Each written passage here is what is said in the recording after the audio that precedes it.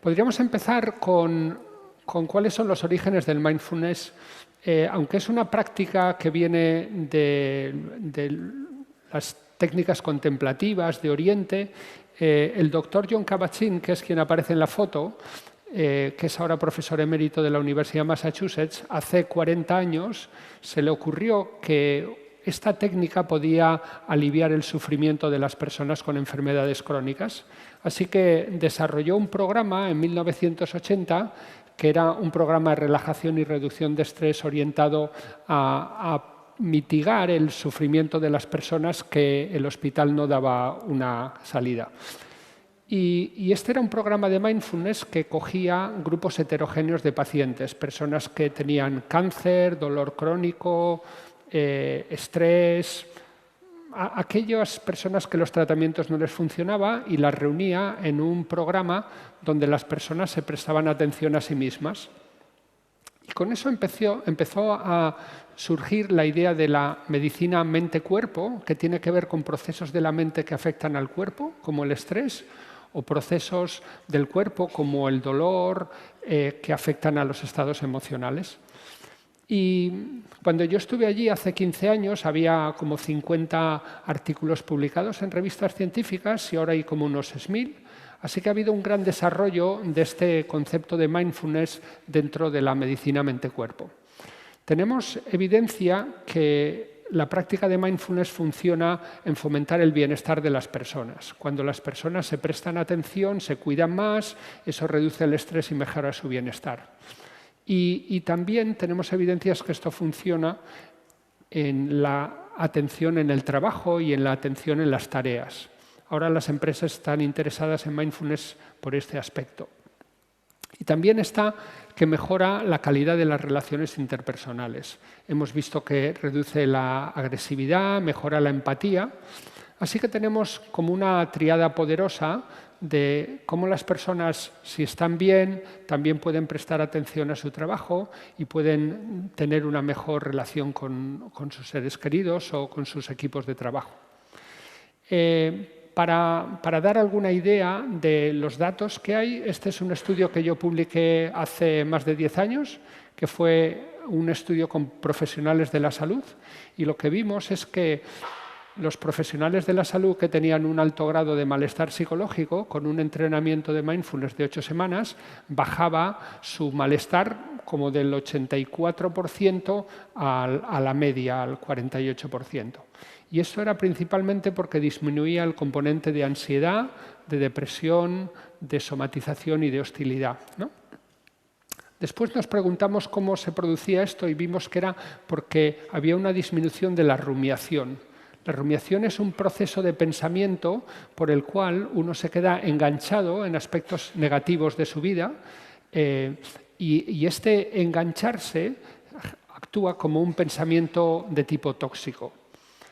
Este mismo proceso de rumiación no solo ocurre en profesionales de la salud, que eran los que participaban en este estudio, sino también ocurre en enfermos que tienen enfermedades crónicas, ¿no?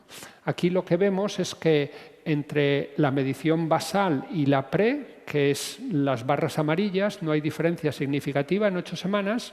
Después tenemos la intervención, que es el pre y post, y luego tenemos un seguimiento a los 3 y 6 meses. Y hay una disminución de más del 31%, que además correlaciona con una mejora en la sensación de felicidad percibida. Esto lo podemos llevar ahora a un contexto clínico, como un estudio que hemos hecho hace poco, pero que todavía no está publicado, con mujeres con fibromialgia.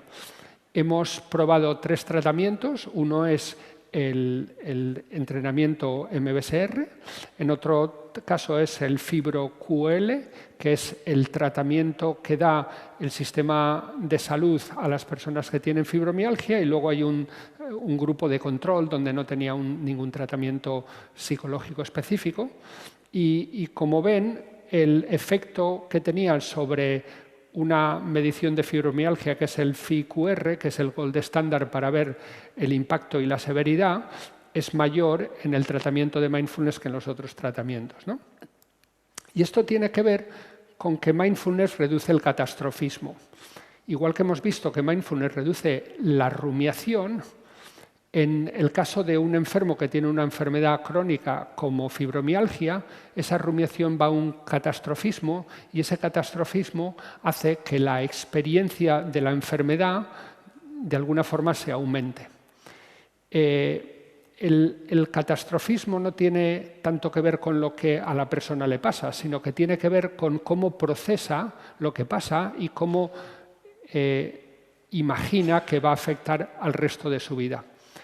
En un estudio que hicimos hace años con el equipo del Dr. Kovacs, con enfermos de dolor crónico, y que publicamos en Pain en 2011, lo que vimos es que los enfermos que tenían dolor crónico lumbar, el catastrofismo venía derivado de la ansiedad estado y de la ansiedad rasgo. Es decir, si nosotros a una persona que tiene una enfermedad crónica reducimos la ansiedad, reduce el catastrofismo y mejora su calidad de vida. Y este sería el camino por el cual mindfulness mejora la calidad de vida de los pacientes. Por otro lado, con las enfermedades crónicas también hay una serie de emociones que se desencadenan, ¿no?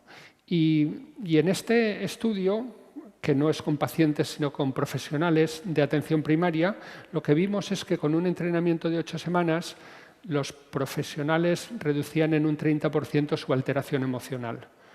Eso se traducía en una disminución de la ansiedad, depresión y hostilidad, que es lo que habíamos visto antes, pero también hay una mejora de la actividad y hay una disminución de la fatiga. Es decir, que el tener más actividad y menos fatiga mejora la calidad de vida, en este caso de los profesionales, y lo mismo ocurriría con los pacientes.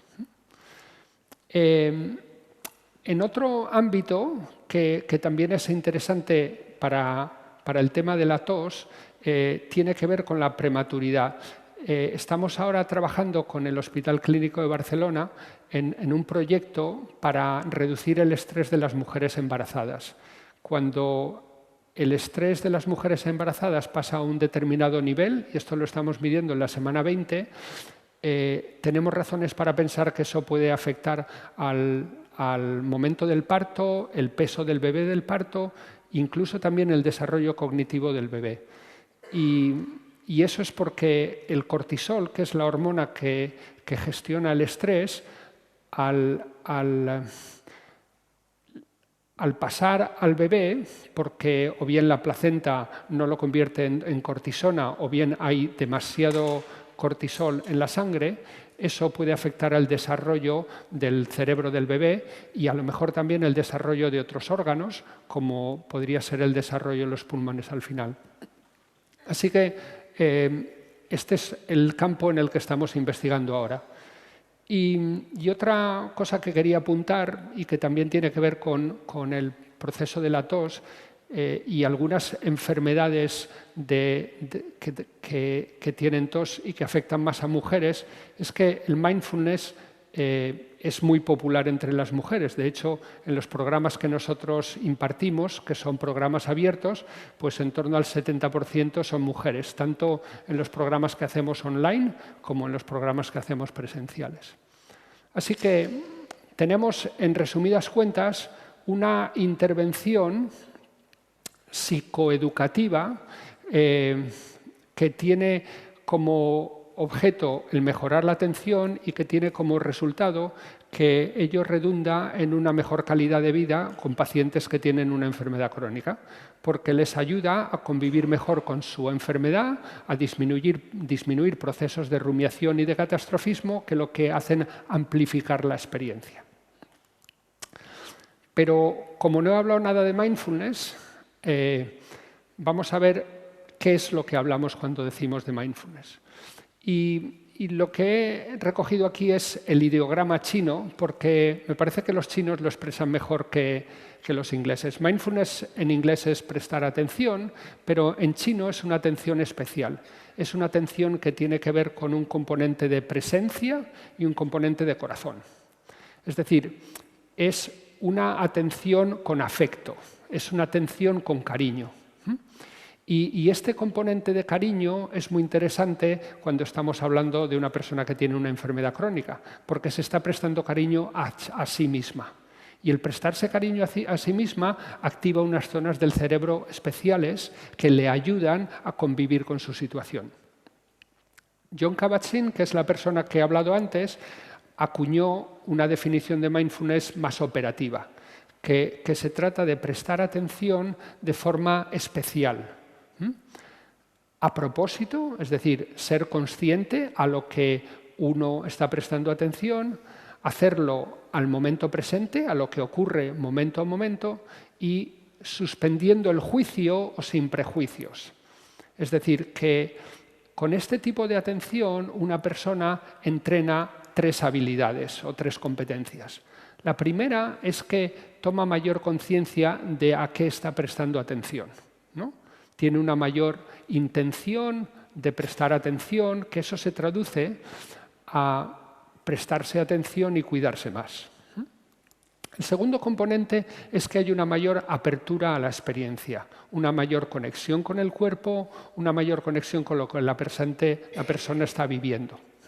Y eso le ancla más en el momento presente. Cuando yo participé en la investigación con pacientes de dolor crónico lumbar, había algunos pacientes que tenían días buenos y días malos. En los días buenos hacían vida normal, en los días malos pues sobrevivían.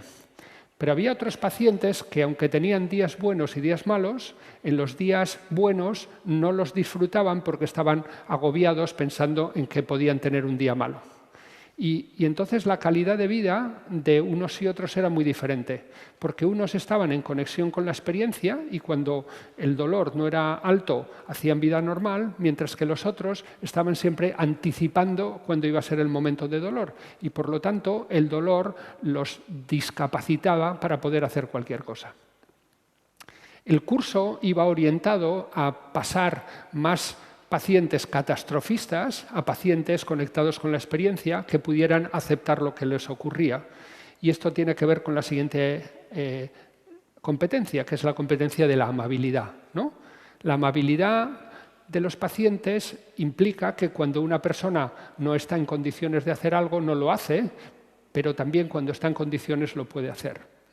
Y esta amabilidad está en relación con la flexibilidad psicológica, ¿no? Que es uno de los motores del bienestar, como presentaré luego un poco más tarde. Entonces aquí tenemos una definición operativa del mindfulness y esta definición operativa nos permite entrenarlo y entrenarlo usando estas competencias. Y eso es lo que me propongo hacer ahora con ustedes, si les apetece. ¿Sí?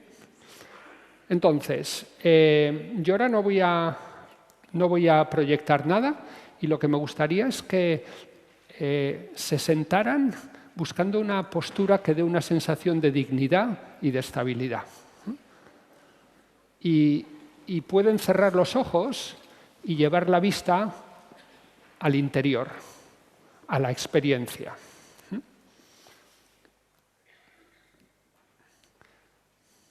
Entonces, si congelan el cuerpo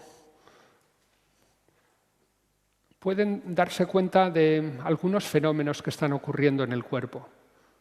Uno de ellos es que la fuerza de la gravedad está tirando del cuerpo hacia la tierra y eso lo pueden notar en el contacto con la silla o de los pies con el suelo.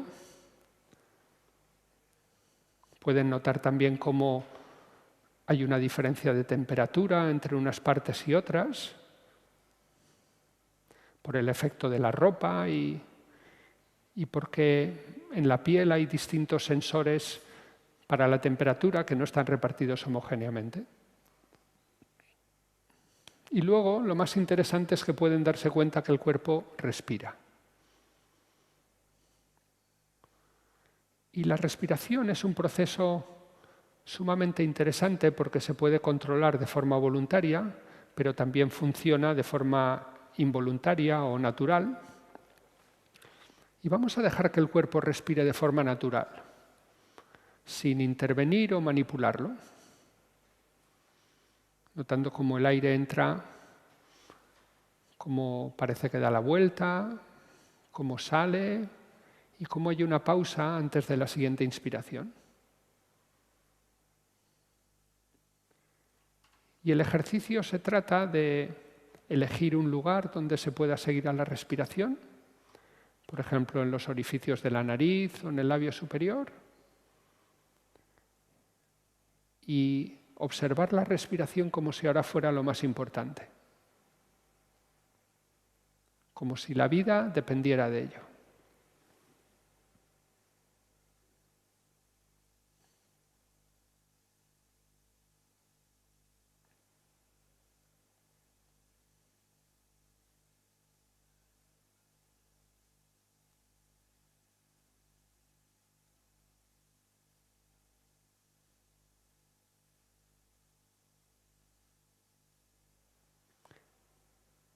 Si en un momento dado la atención se va a alguna cuestión del pasado o del futuro, con cariño se vuelve a traer a la respiración. Se trata de saborear cada respiración, de estar presente desde el comienzo hasta el final.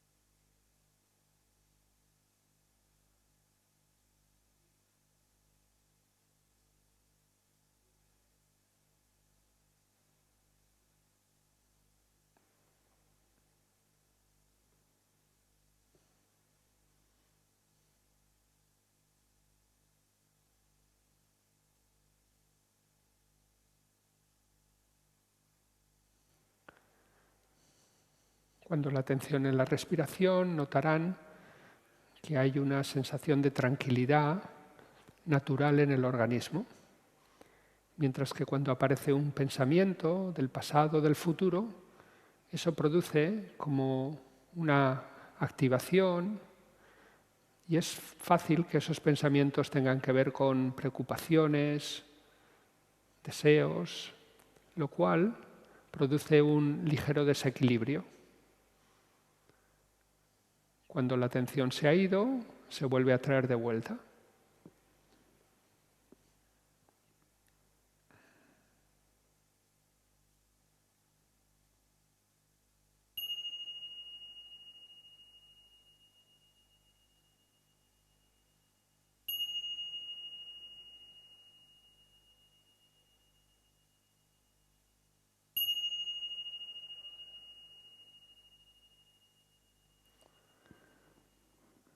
Pueden ir abriendo los ojos y fijarse en cuál ha sido el efecto de estos 5 minutos que hemos hecho de atención en la respiración.